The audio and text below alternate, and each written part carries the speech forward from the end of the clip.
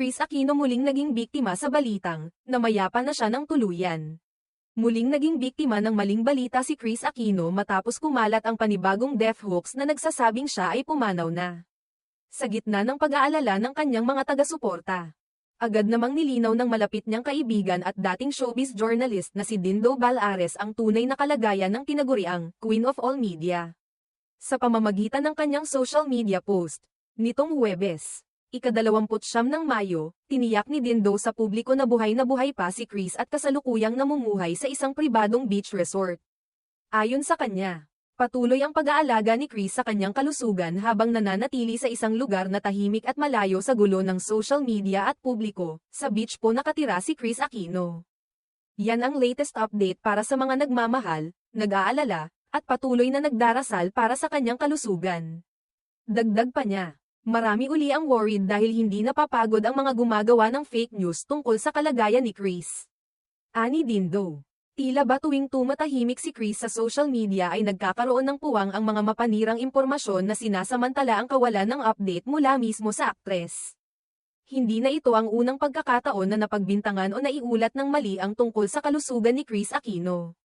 Sa nakaraan, ilang beses na ring kumalat online ang mga maling balita hinggil sa kanyang umano'y pagkamatay, dahilan upang magdulot ito ng kalituhan at pangamba sa kanyang mga tagahanga at mahal sa buhay. Si Chris, nakilala sa kanyang pagiging prangka at bukas sa publiko, ay matagal nang huminto sa mainstream media upang ituon ang pansin sa kanyang personal na kalusugan.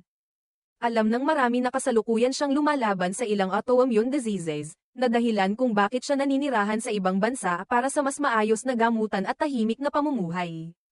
Sa kabila ng kanyang pagiging low profile nitong mga nakaraang buwan, hindi pa rin siya tinatantanan ng mga fake news peddlers na tila ba ginagawa pang libangan ang pagpapakalat ng maling impormasyon.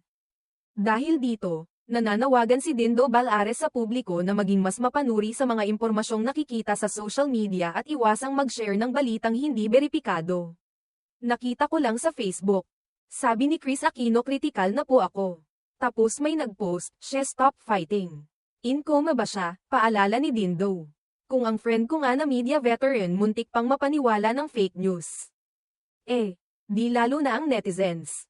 Samantala, marami namang netizens ang nagpahayag ng kanilang suporta at panalangin para kay Chris. Sa kabila ng mga balitang lumalabas, nananatili silang positibo na makakabawi si Chris sa kanyang mga iniindang karamdaman. Ayon sa mga taga-suporta, hindi dapat tuldukan ang isang tao ng basta-basta lalo na kung siya ay patuloy na lumalaban sa kanyang personal na laban. Sa panahon ngayon kung saan mabilis kumalat ang impormasyon, totoo man o hindi, mahalaga ang pagrespeto sa pribadong buhay ng sinuman. Lalo na ng isang tulad ni Chris na ilang dekada na ring nagbigay ng aliw at inspirasyon sa maraming Pilipino. Sa halip na pag-usapan ang mga pekeng balita, mas makabubuting ipanalangin na lang ang kanyang paggaling at kapayapaan ng isip.